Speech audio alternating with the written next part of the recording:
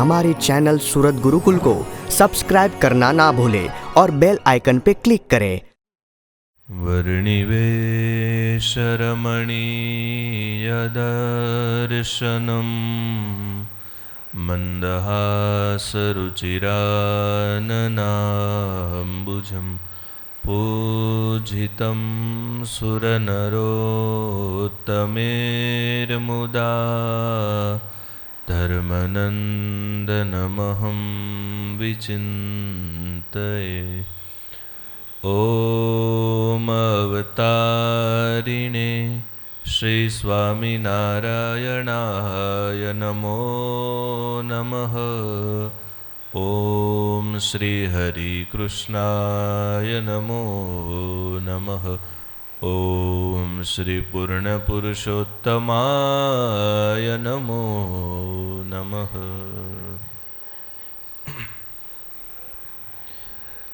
जय स्वामीनारायण।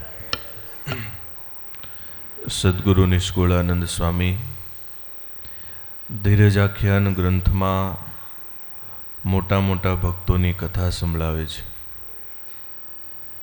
ગઈકાલે આપણે મયુરધ્વજ રાજાની કથા સાંભળી. ભગવાન બ્રાહ્મણનો વેશ લઈને પધાર્યા, અર્ધું શરીર માગી લીધું તો પણ કાપીને આપવા તૈયાર થઈ ગયા.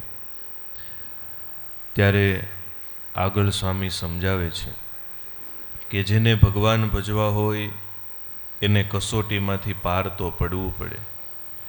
એમને એનું મૂલ્ય થતું નથી. જેમ ઈક્ષુ પામે અમૂલ્યતા તે તો પ્રથમ પોતે પીલાય છે, ત્યાર પછી ચડે તાવડે તેના ગોળખાંડ સાકર થાય છે. શેરડીમાંથી એમને એમ ગોળખાંડને સાકર થાય નહીં. પહેલાં પીલાવવું પડે, પછી તાવડે ચડવું પડે. એમ ભગવાનના ભક્તને કસોટી આવે, મુશ્કેલી આવે. ક્યાં સુધી આવે? ભગવાનનો ભક્ત ચારે બાજુથી સ્ટક થઈ જાય ત્યાં સુધી મુશ્કેલી આવે. એટલે સુધી સહન કરે ને પેટ ભરીને, ત્યારે જઈને પ્રભુ મળે. ત્યારે હવે આગળ સ્વામી કહે છે, પ્રભુ ભજવા જેને કરવો ઉપાયજી, તેને એમ કરવું જેમાં કર્યું રૂભુરાયજી. રૂભુરાયની હવે સ્વામી વાત કરે છે. મોટા મોટા રાજાઓ જ બધા મળ્યા સ્વામીને. પ્રહલાદજી તો કે રાજાના દીકરા, ધ્રુવ રાજાના દીકરા, હરિશ્ચંદ્ર એ પણ રાજા, રંતિદેવ એ પણ રાજા, મયુરધ્વજ એ પણ રાજા. હવે આવે છે રૂભુરાય. એ પણ બહુ મોટા રાજા હતા, પણ ભગવાનના ભક્ત હતા. કોઈ દિવસ એમણે ભગવાનને મૂકીને કોઈ કામ કર્યું નથી. દરેક કાર્યમાં ભગવાનને જ યશ આપે, ભગવાનને જ કરતા હરતા બતાવે. એવા મોટા રાજા હતા રૂભુરાયજી. એમને નિશ્ચય પણ અડગ હતો અને એમની ભક્તિ એવી હતી કે ભગવાન એની ઉપર અત્યંત રાજી હતા. ભગવાનને પણ ક્યારેય એમ ન થતું કે ચાલો આની પરીક્ષા લઈએ. બોલો, એવી એની દ્રઢ ભક્તિ હતી, અચળ મતીવાળા હતા. તો રૂભુરાય રાજાને એકવાર વિચાર થયો કે આ બધા મોટા મોટા ભક્તોની ભગવાન પરીક્ષા લે છે અને એ મોટા મોટા ભક્તો ભગવાનની પરીક્ષામાં ખરા ઉતરે છે, તો મારી પરીક્ષા કેમ ભગવાન લેતા નથી? હું ભગત થયો છું કે નથી થયો એ તો ખબર પડતી નથી. જો બે વસ્તુ છે, ભગવાનને 100% વિશ્વાસ હોય તો પરીક્ષા લે નહીં, અને ભગવાનને એમ હોય કે આ પરીક્ષામાંય ચડે એવો નથી તો આની શું પરીક્ષા લેવી? આપણે પરમ દિવસે વાત નહોતી કરી કે હીરાની પરીક્ષા શરણ ઉપર ચડે ત્યારે થાય. કમસે કમ હીરા, ખોટા હીરા જેવું તો થવું પડે ને. સાચો છે કે નહીં એ તો પછી પરખાય. એમ ભગવાનને એમ મન તો થવું જોઈએ ને કે હાલો પરીક્ષા લઉં, એટલું તો ભગત થવું પડશે ને. પછી એ પરીક્ષામાં પાસ થઈએ કે નાપાસ થઈએ એ પછીની વાત છે. એટલે ઋભુરાય રાજાને ચિંતા થવા માંડી કે હું આટલી ભક્તિ તો કરું છું, પણ મારી પરીક્ષા તો ભગવાન લેતા નથી. તો હું ભગવાનના ભગતમાં મારું નામ આવતું હશે કે નહીં આવતું હોય. પછી મનમાં વિચાર કર્યો કે જો ભગવાન ભલે મને દુઃખ નથી દેતા, હું દુઃખ સહન કરું સામે ચાલીને, તો મારી ભક્તિ છે એ પાકી થશે, મારી ભક્તિ દ્રઢ થશે. આ હું રાજા છું, રાજમહેલની વચ્ચે રહું છું, ને કદાચ આ સુખી ભક્તિમાં ભગવાન ન પણ મળતા હોય, તો મારે તો ભગવાન મેળવવા છે. તો સામે ચાલીને હવે હું દુઃખ સહન કરું તો મને ભગવાન મળે. જો કેવા ભક્તો છે.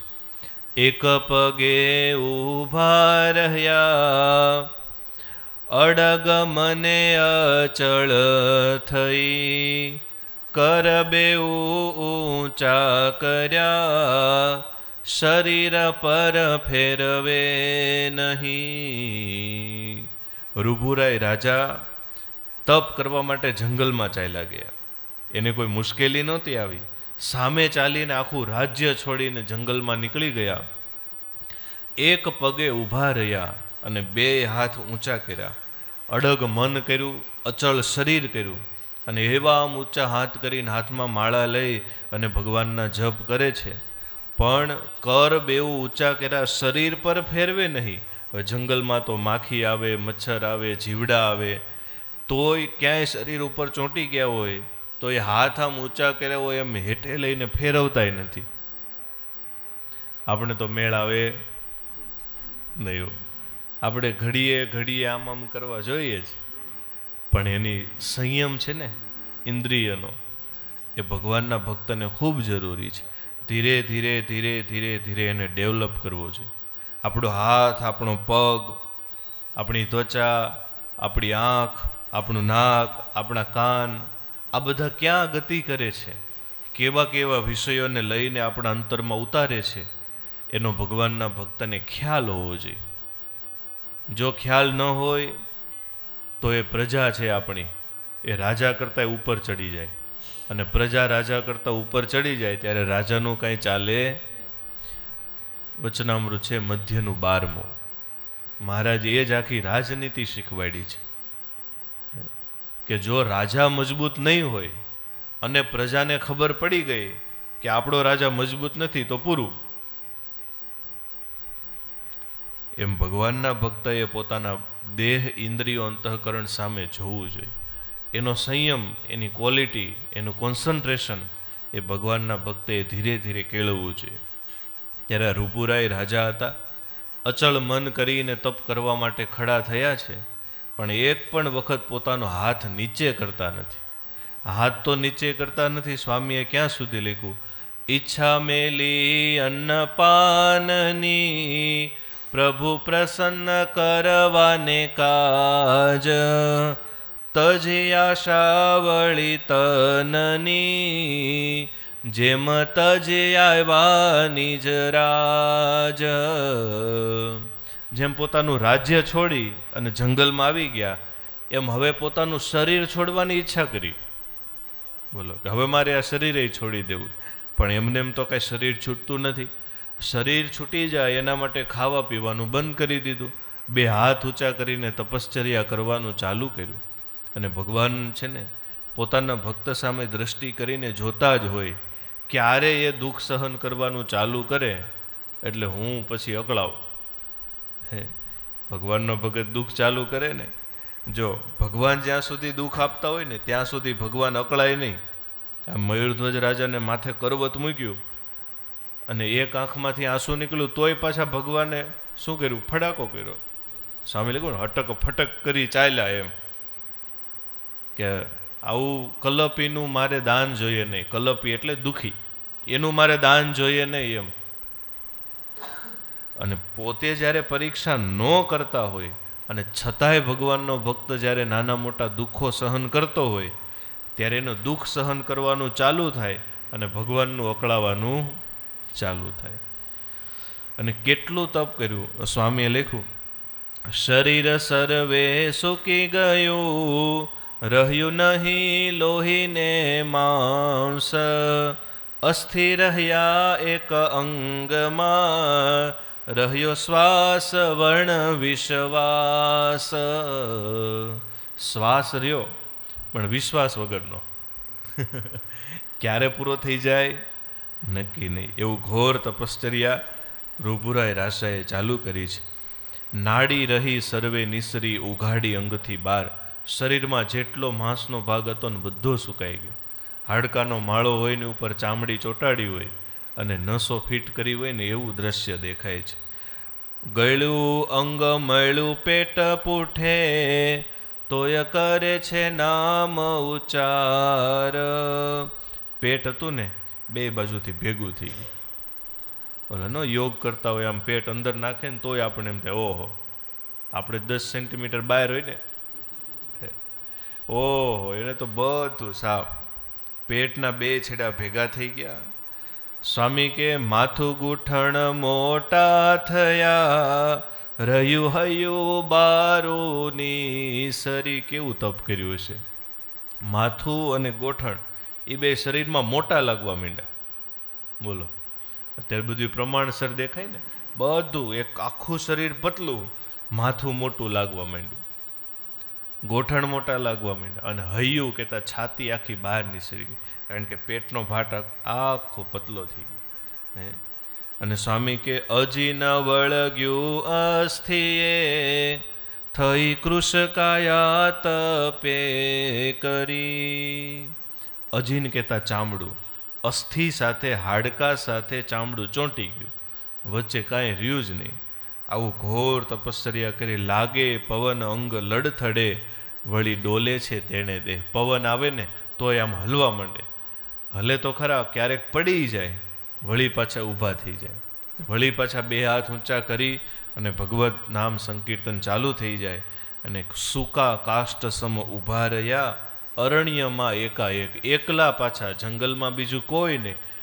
થોડા દિવસ પહેલાં હા કહેતા 1000 હાજર થતા અને આજે કોઈ નથી. કોઈ પાણીનું પૂછવાય આવતું નથી, કોઈને ખબર નથી રાજા ક્યાં ગયા.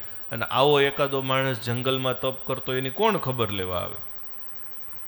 એકાએક અરણ્યમાં એકલા, હાલે ચાલે નહીં ચરણે, એવી ગ્રહી આકરી ટેક. બસ કેટલું દુઃખ સહન કરું તો મને ભગવાન મળે, ચાલુ કરી દીધું. અને એવું જ્યારે તપ ચાલુ કર્યું, રાજી કરવારમાં પતિ અતિ આ કરું તપ આદર્યું. ધરણી લાગી ધ્રુજવા સ્વર્ગ કંપાયમાન કર્યું. ધરતી ધ્રુજી હવે આ તપનો ભાર સહન થતો અને ધરતી ધ્રુજે ને અને સ્વર્ગ કંપાયમાન થયું. કારણ કે આપણે વાત કરી હતી ને, કોઈ સારું તપ કરે એટલે પહેલો પ્રોબ્લેમ કોને થાય? ઇન્દ્ર મહારાજા. એને એમ થાય મારી સીટ ગઈ. એટલે ઇન્દ્ર મહારાજા પછી ધીરે ધીરે હલ્યા. એવું તપ જોયા કરું સર્વે બીન્યા સૂરય સૂર. સૂર તો બી ગયા, અસુરે બી ગયા. કે આ જો અસુરી વિદ્યામાં લાગ્યો ને તો આપણાથી મોટો થઈ જાય. કેમ કે આવું ઘોર તપ અત્યાર સુધી પ્રભુ મેળવવા માટે કોઈએ નથી કર્યું. અને આ રૂભુરાય રાજા એમણે એટલું ઘોર તપ કર્યું. નિષ્કુળાનંદ નાથને કહી લેશે આપણા સ્થાનક જરૂર. હમણાં ભગવાન પ્રસન્ન થશે અને રૂભુરાય રાજાને કહેશે માગો માગો. એટલે રૂભુરાય રાજા શું માગશે? મને ઇન્દ્રાસન આપો. એટલે આપણું તો ગયું હો. એવી બધી બીક લાગીને ત્યારે સુર ગયા શ્રીપતિ પાસજી. અમર સહુએ કરી અરદાસજી. અમને રાખ્યા ત્યાં અમે કર્યો છે નિવાસજી. પણ હતી હરી હવે એ સ્થાનકની આશજી. દેવતાઓ પાસે જે સ્થાન છે, દેવતાઓ પાસે જે કાંઈ પણ સત્તા છે ને, એ ભગવાનની આપેલી છે. એટલે બધા દેવતાઓ ભગવાનની પાસે ગયા અને ભગવાનને હાથ જોડીને કહેવા માંડ્યા, હે ભગવાન, તમે અમને આ સીટ આપી પણ હવે અમને એ સીટ ઉપર રહેવાની આશા નથી. ભગવાન કે કેમ? શું કેમ? આશા નથી એ સ્થળની જોઈ તપ રૂભુરાય તણું. આ તમારો સંતાન છે ને રૂભુરાય, કેવું તપ કરે છે જોવો તો ખરા. એના તપ પ્રતાપે કરી અમે તો તપિયા ઘણું. એના તપના પ્રતાપે કરીને અમે તપી ગયા. હવે એને કયો બંધ કરે, તમે રાજી થાઓ, જલ્દી દર્શન આપો, અને એને કહેજો પાછા અમારી સીટ નો માગે. હે ભગવાનને એમ થાય કે આને મારે શું કહેવું. ત્યારે શ્રીહરિ કહે સુર સાંભળો, હે દેવતાઓ તમે ચિંતા કરો માં, તમે સાંભળો. તમે જાઓ તમારે સ્થાન, કે તમે તમારા સ્થાને નિરાતે જાઓ, જરાય ચિંતા કરો માં. કેમ?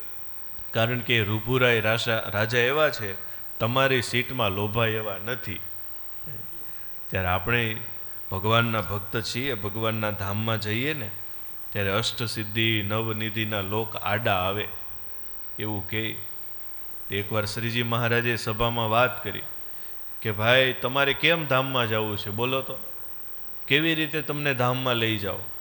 કોઈ કે મહારાજ સફેદ હાથીનો રથ લઈને આવજો, જેવો તેવો થોડો મગાય. મહારાજ કે કાંઈ વાંધો નહીં મહારાજ, અમારે તો છે ને સાદું બળદગાડું લઈને આવશો ને તોય ચાલશે, પણ ધામમાં લઈ જાજો. મહારાજ કે હા હારું લ્યો. એમ કરતાં કરતાં સુરા બાપુનો વારો આવ્યો. સુરા ખાચરને કહે મહારાજ કે તમારે કેમ ધામમાં જવું. બાપુ કે મહારાજ તમે રથ લઈને આવો, ઘોડાગાડી લઈને આવો, વિમાન લઈને આવો, જે લઈને આવવું હોય આવજો, પણ મને છે ને એનો પાયો હોય ને ત્યાં દોરડું બાંધી અને બીજો છેડો મારા પગે બાંધી ઊંધો કરીને લટકાવીને ધામમાં લઈ જાજો. એટલે બધા હસવા માંડ્યા કે બાપુ તમે તો ખરી મસ્તી કરો છો. પણ મહારાજ જાણે કે આ મસ્તી કરતા. મહારાજ કે બાપુ આવી કમતી તમને કેમ સૂજી, ઊંધા લટકીને ધામમાં જાવ. અરે મહારાજ કમતી નથી, સુમતી છે. મહારાજ કે કેમ? અરે મહારાજ ઓલા મારા ગુરુ છે ને બ્રહ્માનંદ સ્વામી, એકવાર વાત કરતા હતા. શું? મહારાજ એવી વાત કરતા હતા કે ભગવાનના ધામમાં જઈને તો અષ્ટસિદ્ધિ નવનિધિના લોક આડા આવે. જો આપણી આંખ ખેંચાઈ ગઈ અને આપણે ત્યાં રોકાઈ ગયા તો પછી ભગવાનના ધામમાં જવા ન મળે. તો મહારાજ નહીં ને પાછું રહી જાય, ઊંધો ટીંગાડીને લઈ જાઓ, હરખું દેખાય જ નહીં તો લોભાય જ નહીં ને, સીધું ભગવાનના ધામમાં, ક્યાંય રોકાવું નથી. મહારાજ કહેજો ધન્ય છે તમને. ત્યારે ભગવાને એમ જ કીધું હશે ને દેવતાઓને. ત્યારે શ્રીહરિ કહે સુર સાંભળો, તમે જાઓ તમારે સ્થાન, કે એમ કહીને ઉઠિયા અવિનાશી અચાનકે.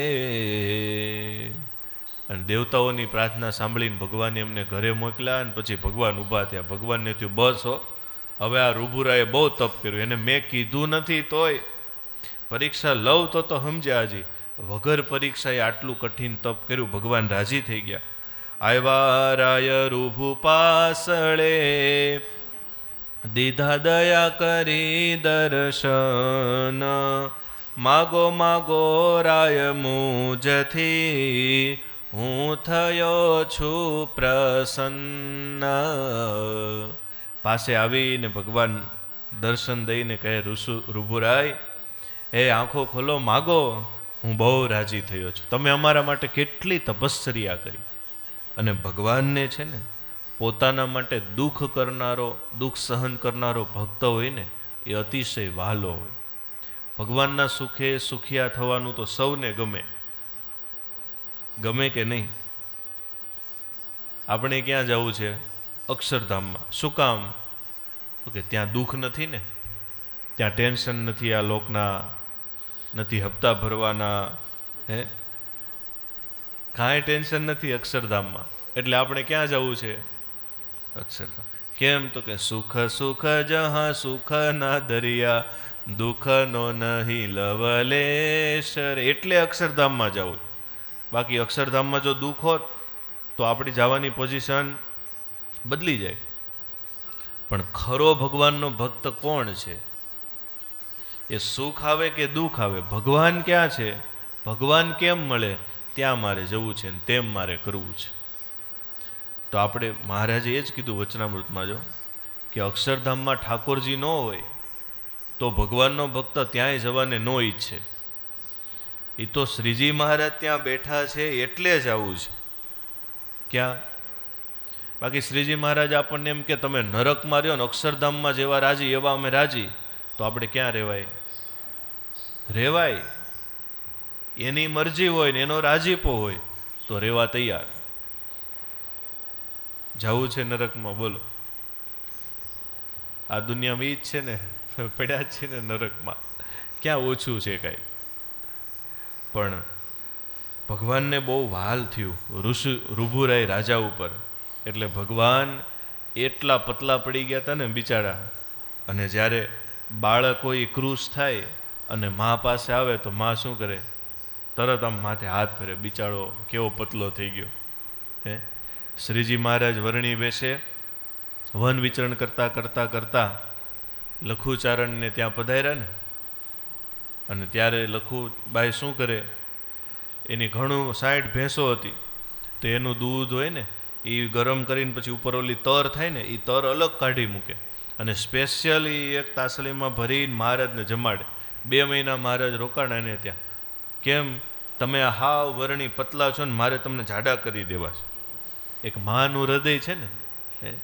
અને ત્યારે ભગવાનને આ ઋભુરાય ઉપર મા જેવું હેત થયું. હેત કરી હાથ ફેરવે, મુખ માથે ને સરવે શરીર. કેવા ભગત હશે જો! ભગવાન આમાં માથે હાથ ફેરવે. મારે કે ઋભુરાય કેવો પતલો થઈ ગયો હતો. જોઈ ધીરજ એ રાજનની, આવી ગયા નયન માનીર. અને જેમ જેમ ભગવાન એના શરીર અડતા જાય ને એની તપશ્ચર્યાનો અંદાજ કાઢતા જાય અને ભગવાનની આંખમાં આંસુ આવી ગયા. ઓહો, આટલું બધું તપ! શરીરમાં લોહી માંસનું ટીપું રહેવા દીધું નથી. ચામડી બધી હાડકાએ ચોંટી ગઈ. અતિ દિનયાધીન ઉભા, આગળ ઓશિયાળા થઈ. જાણું આપું એ જનને હું, મારું સુખ સર્વે લઈ. ભગવાન દીન થઈ ગયા. બોલો, ભગવાન હાથ જોડી ગયા. ઓહો, બહુ તપ કર્યું. ઓશિયાળા એટલે ગરજવાળા થઈ ગયા ભગવાન. બોલો, તમારે શું જોઈએ છે? બધું આપી દઉં. મારું જેટલું સુખ છે ને બધું તને આપી દઉં. બોલ તું મુખમાંથી. પણ ઋભુરાય કાંઈ બોલે એવા હતા? એને તો ભગવાન રાજી થયા એટલું જ વાલપ દેખાડે છે. વળી વળી હેત હૈયામાં નથી સમા. ભગવાનને હેત નથી સમાતું કે આ મારો દીકરો કેવડું તપ કર્યું એમ. અને ત્યારે અકળાઈ થયા છે ઉતાવળા, મન ધીરજ નથી પામતું. ત્યાર રાય પાયે લાગ્યા પ્રભુને, કહે ધન્ય અનાથના નાથ. હે ભગવાન, તમે તો અનાથના નાથ છો. મારે માટે તમે તમારા ધામમાંથી અહીંયા પધાર્યા એ જ બહુ મોટી વાત છે. અને નિરખી તમને નયણે શ્રીહરિ હું થયો સનાથ. હે ભગવાન, મને અત્યાર સુધી એમ હતું કે હું તમારો ભગત થયો છું કે નહીં, હું સનાથ છું કે અનાથ છું એનું મને ખબર નહોતી. પણ આટલું થોડુંક તપ કર્યું ત્યાં તમે આવી ગયા. હવે મને અંતરે શાતા વળી કે હવે હું અનાથ નથી. મારી ઉપર તમે છો. તમે મારા નાથ છો. તમે મારા ભગવાન છો. બહુ ભગવાને માગવાનું કહ્યું એટલે ઋભુરાય રાજાએ માગ્યું. જો આપણે ભગવાનના ભક્ત તરીકે બહુ માગવા જેવું છે અને સમજવા જેવું છે. શું માગ્યું? માગું છું હું મહાપ્રભુ, પંચ વિષય સંબંધી જે સુખ. આ એક કડી સાંભળીએ ને તો બહુ મજા લ્યો. માગીને હું માગ્યું? પંચ વિષય સંબંધી સુખ માગ્યું હશે ને ઋભુરાય રાજાએ.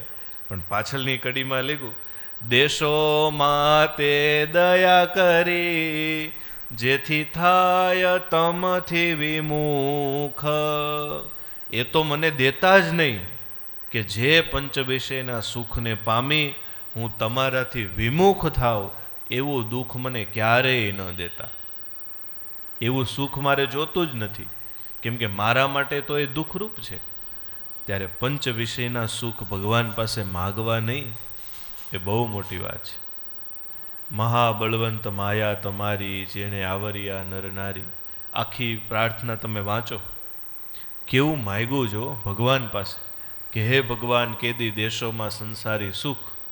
અમને એ જોતું જ નથી, કારણ કે એ જેટલું સંસારી સુખ વધે એટલું ભગવાનથી વિમુખ થવાનો ચાન્સ વધે. આપણે એવું નથી કહેતા કે વિમુખ થઈ જ જાય, કારણ કે ઘણા એવા મોટા મોટા ભક્તો થયા છે જેને સંસાર સુખ પૂરા હતા તો એ ભગવાનથી વિમુખ થયા નથી. આપણે આ બધી કથા સાંભળીએ, બધા રાજા જ છે ને, રાજાને પંચ વિષયના સુખ હોય ને? ન હોય. બધા રાજા એવા જો લાઈનમાં, હરિશ્ચંદ્ર ને પ્રહલાદ ને ધ્રુવ ને આ રૂભુરાય ને રંતિદેવ ને મયુરધ્વજ ને હજી આગળ આવશે શિબી ને બીજા ને ત્રીજા ને કેટલા. તો પંચ વિષયના સુખ મળી જાય એટલે ભગવાનથી વિમુખ થઈ જાય એવું નથી. આપણી કેપેસિટી એ પંચ વિષયના સુખને મેળવા પછી કેવડી છે એ આપણે પહેલો તપાસ કરવો જોઈએ. એ તપાસ થાય એટલે આપણને ખબર પડી જાય કે ભાઈ હવે હું આમાં લોભાઈશ કે નહીં લોભ. પણ બને ત્યાં સુધી એવો ચાન્સ લેવો નહીં. બને ત્યાં સુધી પંચ વિષયથી આઘું રહેવાય એમાં ઝાઝો માલ છે. કારણ કે સુખ હશે તો એમાં અટવાવાનો ચાન્સ રહેશે. સુખ જ નહીં હોય તો અટવાવાનો ચાન્સ જ એમાં. આ કોરોનામાં મધ્યમ વર્ગનો માણસ બહુ પીડાય. કેમ? ઉપરવાળાને ટેન્શન નથી, એને ખૂટેમ નથી, નાનાવાળાને ચિંતા નથી, આમ થાય કંઈ હતું નહીં કે. પણ આને એમ આપણે વચ્ચે ઊભા છીએ ને એટલે પ્રોબ્લેમ છે. કાં તો રાજા જેવું સુખ માગી લેવું ભગવાનની આગળ, પણ કેપેબલ થવું પડે હો, એમને એમ નહીં તો હાવ મરશું નહીં તર. અને કાં ભગવાન પાસે આ રૂભુરાય રાજા જેવું માગવું, કાંઈ જોતું જ નથી. જાઓ ગરીબ કરી મૂકો મને, હાવ કેવો કરી મૂકો. ભગવાન આગળ હાથ જોડીને એમ કહેવાય ગરીબ કરી મૂકો. હે ભગવાન, પંચ વિષયના સુખમાં લોભાવ નહીં ને એવો મને કરજો. કેવો? એટલે રૂભુરાય રાજા એ માગ્યું. ત્યારે શ્રીહરિ કહે શુદ્ધ ભક્ત તમે, નથી માયાનો લેશ તમમાં જરા. નિષ્કુળાનંદનો નાથ કહે, અનન્ય ભક્ત મારા ખરા. તમે તો બહુ શુદ્ધ ભક્ત છો, તમારામાં ક્યાં માયાનો લેશ છે? આખું રાજ્ય છોડીને આવું તપ કર્યું, એમ કર્યા પ્રસન્ન પરબ્રહ્મજી, સહી શરીરે બહુ પરિશ્રમજી. એહ વાત સાંભળી લેવો મર્મજી, વાત છે કઠણ નથી કાંઈ નરમજી.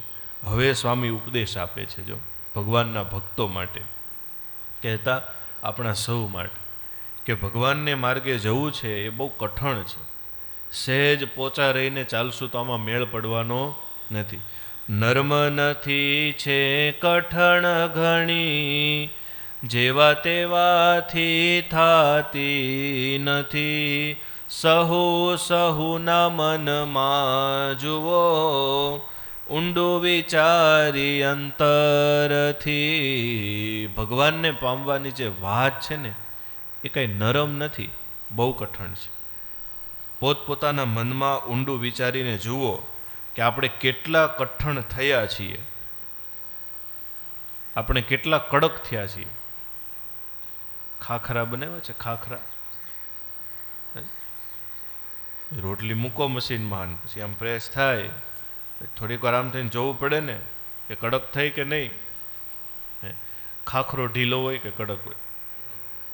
ઢીલો હોય તો ખાખરો કહેવાય. એમ ભગવાનનો ભગત કેવો જોઈએ? કડક. કેવો જોઈએ? ઇસ્ત્રી ટાઈટ હોવી જોઈએ ને કપડામાં, એમ ભગવાનનો ભગત કડક. વણખપ વાળાને એ વારતા, અણુ એક અર્થે આવે નહીં.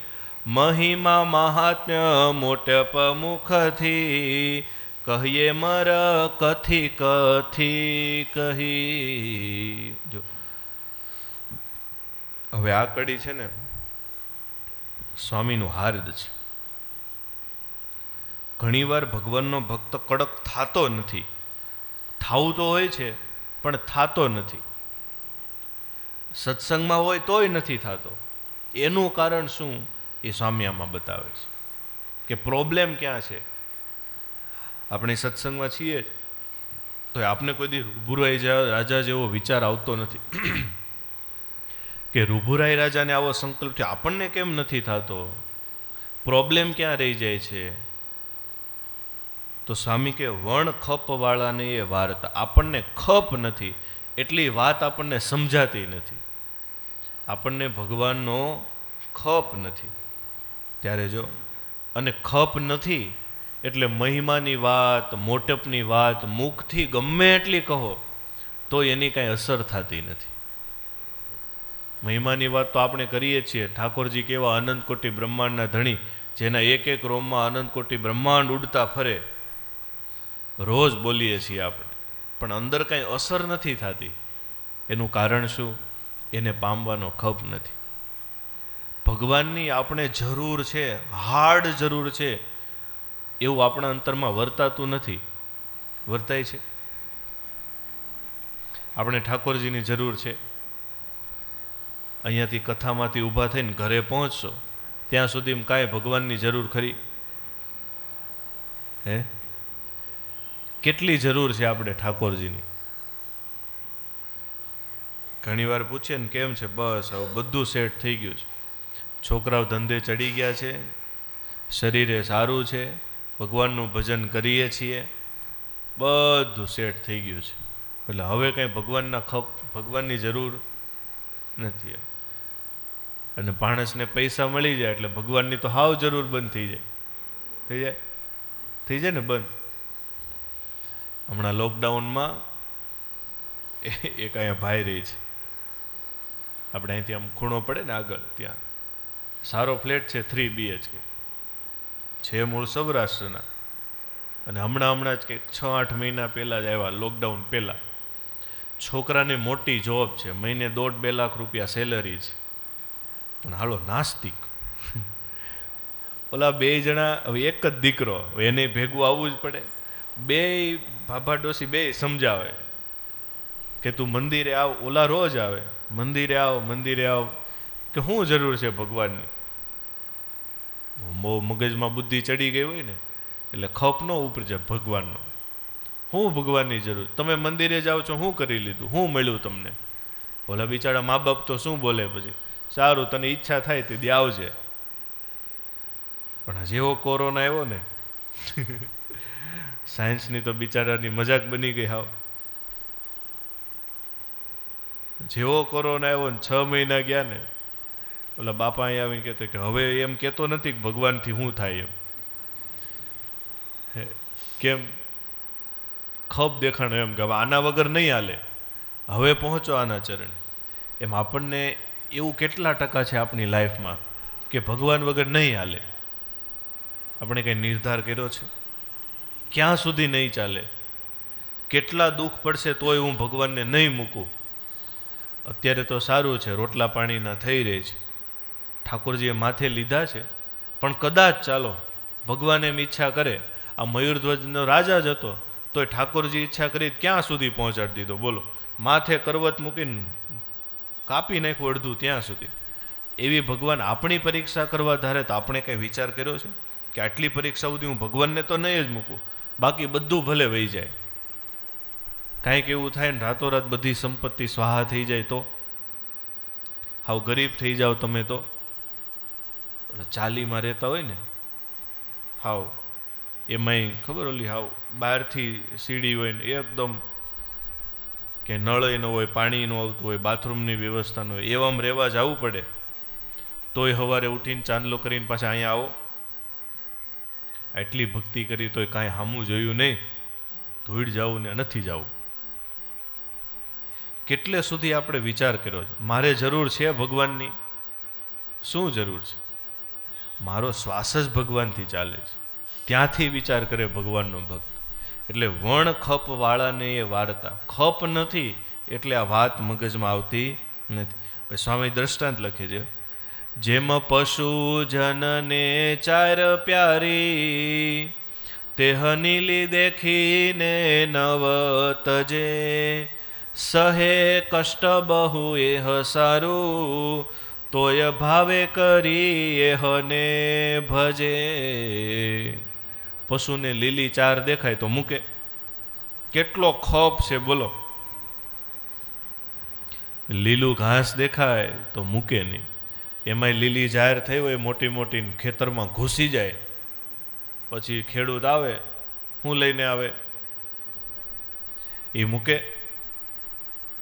કાઠિયાવાડી ભાષામાં કહે ને, દે બૈડામાં બે ધપ કરતા. બડો કે શું કે, આપણે લાકડી કહીએ, કોઈ સોટી કે ત્યાં કે બડો, બડો લઈને આવે ને બે દે બૈડામાં, એમ ગામડામાં એમ કે. જોરથી મારે બે તો ખેતરમાંથી ભાગે, માર પડ્યો ને. પણ વળી પાછો ખેડૂત આડાવળો થાય, પાછું અંદર. કેમ? લીલી ચારનો ખપ છે. એમ શ્રીજી મહારાજે વચનામૃતમાં કહ્યું છે ને, નિત્ય 5 ખાસડા મારે તોય ભગવાન અને સંતની મધ્યમાં પડ્યો રહે. કેવડી મોટી ખપની વાત લખી છે. જો એ ખપ કેમ દેખાય? તો સુખ દેખાય તો ખપ થાય. આના થકી જ છે જે બધું ભવિષ્યમાં છે, આના થકી જ મળવાનું છે. આ જો નહીં રાખવું તો ભવિષ્ય મારું ઝીરો છે એવું દેખાય આપણને, કે કાંડાના બળમાં છે મહેનત કરવાનું કંઈ. આ ભગવાન નહીં હોય તો ભવિષ્ય ઝીરો છે. બધું હશે ને તોય ઉપાડી લેશે ભગવાન, અને એ હશે ને તો આખી દુનિયા મહેનત કરશે ને તોય આપણે એને આરામથી રહેશું. ઘણાય કોવિડમાં દષ્ટાંત નથી, ક્યાંથી પાછા આવ્યા બોલો. અને અમુકને કાંઈ નહોતું, 1 સેકન્ડમાં પૂરા. ઠાકોરજી હશે તો બધું જ છે, એના વગર કશું નથી. આ દ્રઢ નિર્ધાર આપણા હૃદયમાં થાય ને તો ખપ જાગે, કે આના વગર મારો આરો જ નથી. એ પશુને કેટલું મારે તોય વળી પાછું ત્યાં ને ત્યાં. એક દિવસ કાઢે તો બીજા દિવસે પાછું ત્યાં ને ત્યાં, ત્રીજા દિવસે પાછું ત્યાં ને ત્યાં. બહુ અઘરું છે. એમ સ્વામીએ હવે લખી, આ જગતની રિયાલિટી લીખી. તમે દુઃખ લગાડતા નહીં, પણ સ્વામીએ લખ્યું એટલે આપણે તો કથામાં વાત કરવી પડે. આડું આવે તો બમ થોડો કાંઈ ઉડીને વહી જવાય છે, ધીમી પાડવી જ પડે ગાડી ત્યાં. એમ સ્વામીએ લખ્યું, જોને મોટી આશા છે મનમાં, જેવી પામવાને પૈસા તણી, તેવી આશા નથી અવિનાશ પદની, વાત શું કહીએ ઘણી ઘણી. હવે રિયાલિટી આવી. સૌથી જાજો ખપ દુનિયામાં શેનો છે? પૈસાનો છે. તો એને પામવાનો કેટલો ખપ છે બોલો. જરાય એમાં ઊણું આપણે ઉતરતા નથી, બધાને ખબર જ છે. જરાય નહીં બોલો. કોઈ 5 રૂપિયા એમને લઈ જાય તો એમ કાંઈ આપી દઈએ એવા નથી. એ પૈસા પામવાનો કેમ ખપ છે? કારણ કે આપણને દેખાય છે કે બધી વસ્તુ શેનાથી મળે છે? પૈસા. અને પૈસા હોય ને તો માણસ સુખી થાય, દેખાય છે ને જગતમાં. તો સ્વામી કે એવી આશા નથી અવિનાશ પદની. એવી પૈસામાં જેટલું સુખ દેખાય છે ને એટલું ભગવાનમાં નથી દેખાતું. તો એટલે પૈસા મૂકીને ભગવાનમાં મેળ પડતો નથી. અન્ન વસન સારું અંગ આપે, જ્યાં કાપે શત્રુ વળી શીશ, એ તો થાય છે ઉછરંગ શું, પણ ભજાય નહીં જગદીશ. જો અન્ન વસન સારું આપે તો તરત લોભાઈ જાય, પૈસા આપે તો તરત લોભાઈ જાય. અરે જ્યાં કાપે શત્રુ વળી શીશ, પૈસા મળતા હોય ને સામેવાળો માથું કાપી નાખતો હોય તોય તૈયાર. તૈયાર કે નહીં? સારું મરી જાઓ પણ પૈસા મળો. હું નહીં તો મારી વાહેવાળો, એ વાહેવાળો હું ભોગવે રામ જાણે. પણ મહેનત તો કરે છે લોકો, નથી કરતા. હમણાં ઘણા બહુ સરસ આવ્યું, જે પૈસા કમાય ને એને ક્યારેય વાપરવાના હોતા નથી. શું? જે પૈસા કમાય એને ક્યારેય વાપરવાના હોતા નથી. અને જેને વાપરવાના હોય છે એને કમાવાની ચિંતા નથી હોતી. તોય આપણે કરીએ છીએ શું પાછા? દાંત કાઢીએ, હસીએ, ઓહો હા એવું જ છે હો સ્વામી, એવું જ છે 100% એમ. પણ પછી પ્રોસેસ શું કરી? તો કે જે છે તે, કાંઈ ફરક પડે નહીં. તો કરવું શું? જ્યાં સુધી કમાતા હોય ત્યાં સુધી વાપરી લેવા. શું? હાથમાં હોય ને જ્યાં સુધી ચિઠ્ઠી, ત્યાં સુધી ભગવાન પાસે મૂકી દેવી. પછી કોકના હાથમાં ચિઠ્ઠી જાય પછી શું મુકાય? કશું ન થાય. પછી પરવશપણું આવી જાય, બોડી કામ કરે નહીં, છોકરા માને ન માને કોને ખબર. એટલે હાથમાં હોય ને ત્યાં સુધી ધર્મ કાર્ય, સત્કાર્ય કરી લેવાય જેટલું થાય એટલું. પણ આ પૈસા માટે તો અસત્ય સુખ સારું એવું કરે, પિંડ પાડા સુધી પ્રયાણ. ક્યાં સુધી?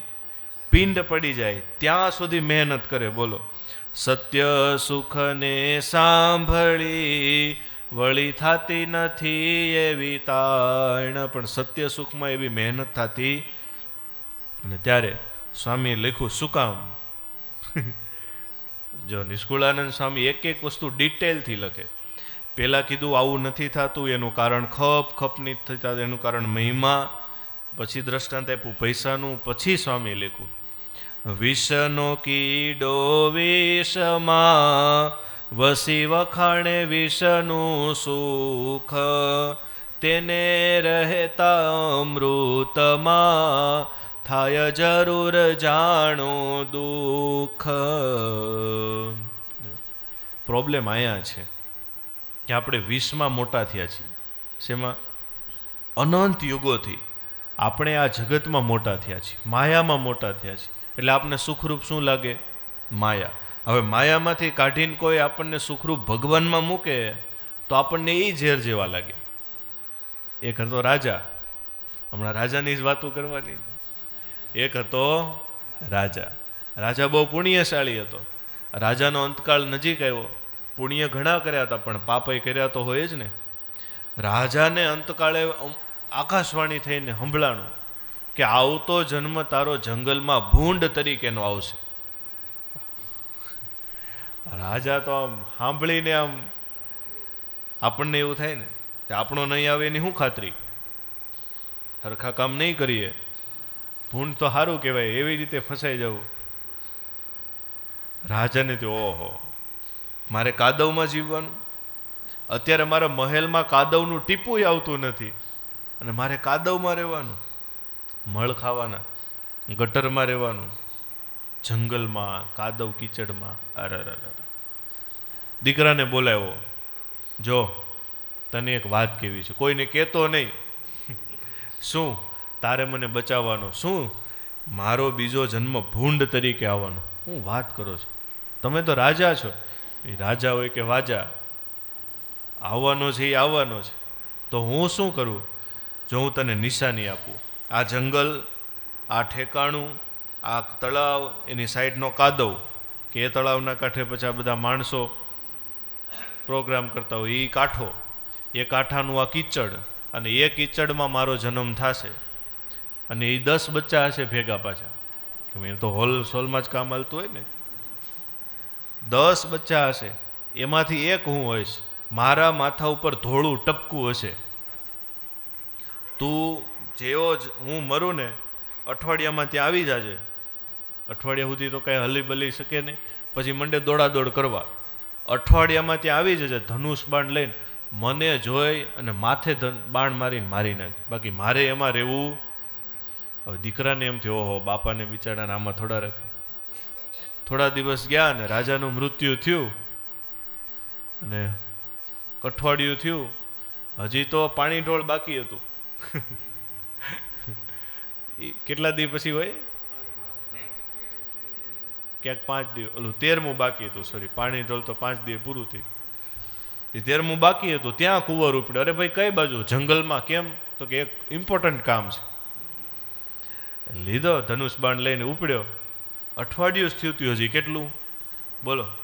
10 જણા આમથી આમ દોડાદોડી કરતા હતા. અને એમાં કુંવર આવ્યો અને ઘોડા ઉપર બેસીને બાણથી એવું નિશાન લીધું ધનુષથી જોરદાર. અને જ્યાં ઓલું ભૂંડ સામે આવ્યું, કોણ હતો એ? રાજા. અને જ્યાં ધનુષમાંથી આમ તીર છોડવા જાય ને, હજી તો ત્યાં ઓલા ભૂંડના બચ્ચાને વાચા છૂટી, હે રેવા દે, મારતો નહીં, મારતો નહીં, મારતો નહીં. હું ઓલો છોકરો કે બાપા તમે, અરે મારતો નહીં તું કેમ, અહીંયા તો રાજ કરતા જાજુ સુખ છે. કેવું? અરે પણ આ કાદવ કીચડમાં, આ ગંદકીમાં, અરે બેટા તું આ થા પછી તને ખબર પડશે. અહીંયા કેવું સુખ છે? કાદવ કીચડમાં તો રાજ્ય સુખ કરતા મોટું સુખ છે. બોલો, કુંવરને થયો અને મારું કે ન મારું, હવે આપણને ખબર નથી માર્યો કે ન માર્યો, વાર્તા પૂરી. એમ સ્વામી કહે છે અહીંયા પ્રોબ્લેમ આપણે છે ને જન્મો જન્મથી આ માયાના સુખમાં મોટા થયા છે, એટલે આપણને ગમે છે બહુ આ. પણ આપણે હવે વિચાર કરવો જોઈએ. આપણને ભગવાન મળ્યા, સંતો મળ્યા, હવે તો આપણી દ્રષ્ટિ ખુલવી જોઈએ ને. ભમરો હતો, ભમરો હોય ને, ફૂલે ફૂલે જઈને સુગંધ લેતો હોય, એણે ઓલો કાદવમાં ગીંગો પડ્યો હતો, એને કીધું એલા હું તો આ કચરામાં પડ્યો છે, હાલ મારી સાથે, ગુલાબ મોગરા તને ફૂલો સૂંઘાડું. આ કાદવ કરતા 1000 ગણી સારી સુગંધ હોય નહીં કે અરે હાલ તો ખરા, હાલ કાલ જાઉં. તે બીજે દિવસે ઉપાડ્યો, લઈને એક ગુલાબનું ફૂલ એવું સરસ મગમગતું હતું ને, ત્યાં ઉપર જઈને મૂક્યો, આવે છે સુગંધ? એ કે ના ના, એ કે ત્યાં જેવી જ આવે છે. ભમરાને થયો કે ગુલાબ ઉપર ગટરની સુગંધ થોડી આવે. ત્યાંથી ઉપાડીને લઈ ગયો મોગરા ઉપર, મોગરાની સુગંધ તો કેટલી સરસ, હવે સુગંધ આવે છે? તો કે નહીં. વળી ત્યાંથી ઉપાડીને ચંપા ઉપર લઈ ગયો, હવે સુગંધ આવે છે? તો કે નહીં. ભમરાઈ જો ને સુગંધ કેમ નથી, આમ નિરખીને જોયો ને તો નાકમાં ગોળી ચડાવીને આવ્યો હતો. રખે ને આ સુગંધ આપણને ન મળી બીજી વાર તો હેક મારીને જોરથી 2 ગોળી ઉડી ગઈ. પછી હવે સુગંધ આવે? તો કે હા. આ નિષ્કુળાનંદ સ્વામી શું કામ કરે છે? આપણે ભેગું લઈને જ આવીએ છીએ ને બધું. નિષ્કુળાનંદ સ્વામી કે જો તો ખરા, તેમ ભક્ત આ બ્રહ્માંડમાં ભજે હરિ ન તજે વિકાર, જેમ કેશ કહીએ કઠે કાણા તણા, શ્વેત શ્યામ સહુ એકવાર. જોરદાર વાત કરી સ્વામીએ. ભગવાનના ભગત નથી એ તો આ દુનિયામાં એવા જ છે, પણ હવે જે ભગવાનનો ભક્ત થઈ દુનિયાના સુખે સુખી થાય છે અને દુનિયાના વિકાર છોડતો નથી અને ભગવાનનું ભજન નથી કરતો, તો સ્વામી કે એ અભક્ત જેવો જ છે. બોલો, સ્વામીએ દ્રષ્ટાંત આપું, તમને સમજાણું નહીં હોય. ધોળા વાળ કે કાળા વાળ, પણ એકવાર કપાઈ ગયા પછી 2 હરખા, એની વેલ્યુમાં કાંઈ ફરક પડે? જેમ કેશ કહીએ કઠેકાણા તણા, ઠેકાણા વાળ એટલે ઠેકાણા વગરના વાળ. હવે સિલ્કી હોય, હાર્ડ હોય, બે કેવા વાળ આવે? હવે તો વાળની શોભા આવવાની છે ભવિષ્યમાં, એટલે અમારે સારું. જો એ સ્વામિનારાયણ, એક જણો આવ્યો હમણાં ગુજરાતથી આવ્યો તો અહીંયા ઉપર આવે ને રહેવા થોડા, મને ચોથેથી કે સ્વામી અહીં તો બહુ મોંઘવારી. મેં કીધું કેમ?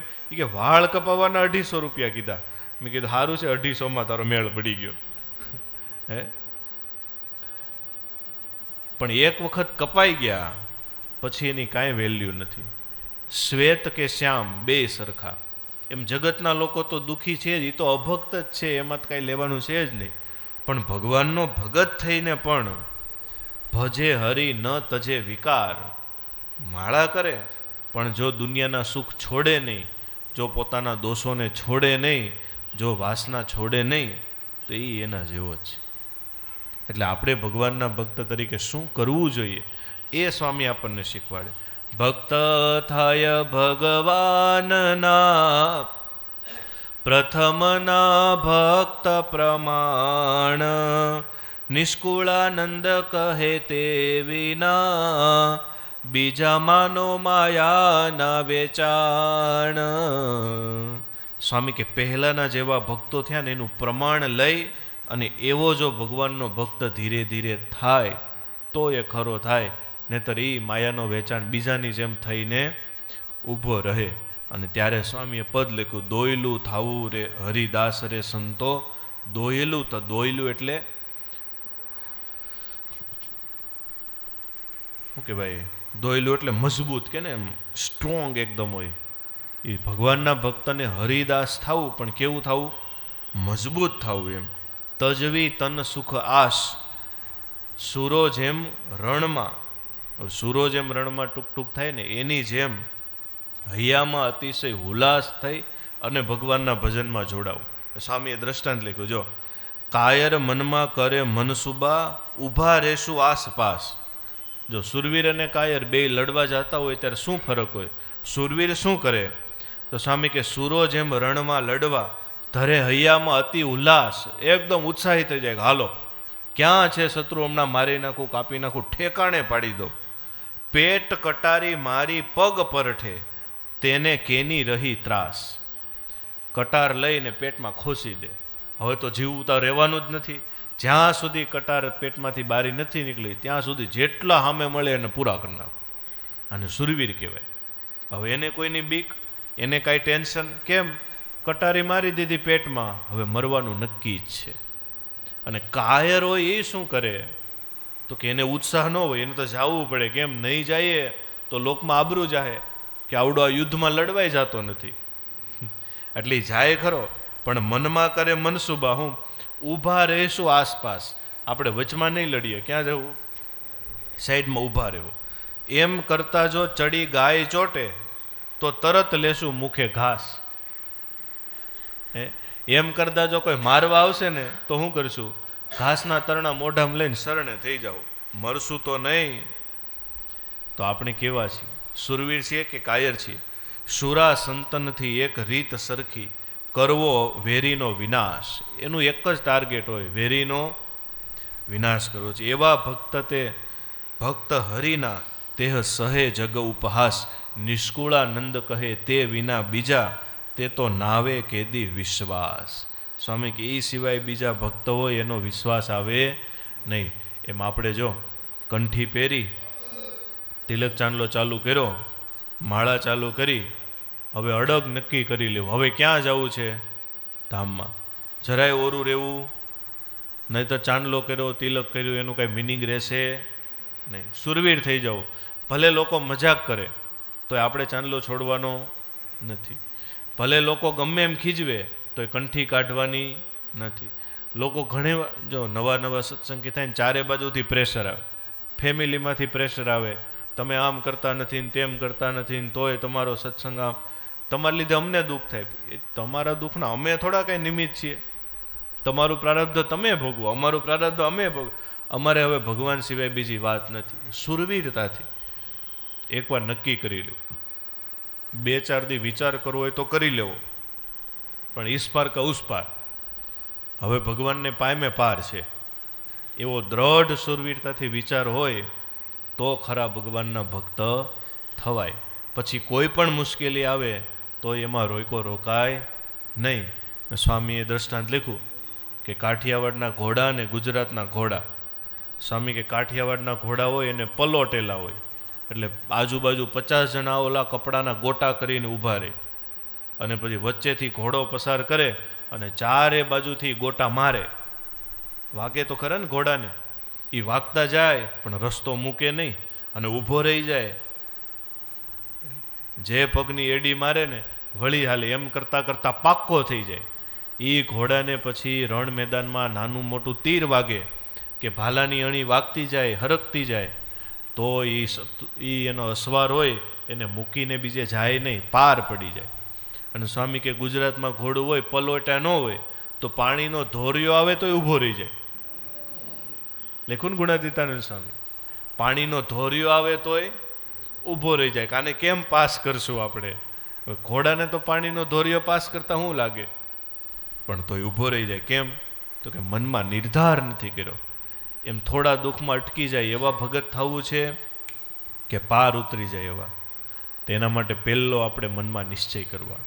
કંઠી પહેરી જ છે હવે તો પૂરું, ચાંદલો કર્યો જ છે તો આ જગતમાં આર પાર ઉતરી. ઠાકોરજી રાજી થઈ જાય. આ રૂભુરાયને કેમ માથે હાથ ફેરવવા માંડ્યા ભગવાન, ઓહો, એમ એવા ભગત થવું. જય સહજાનંદ સ્વામી મહારાજ. જય સ્વામિનારાયણ.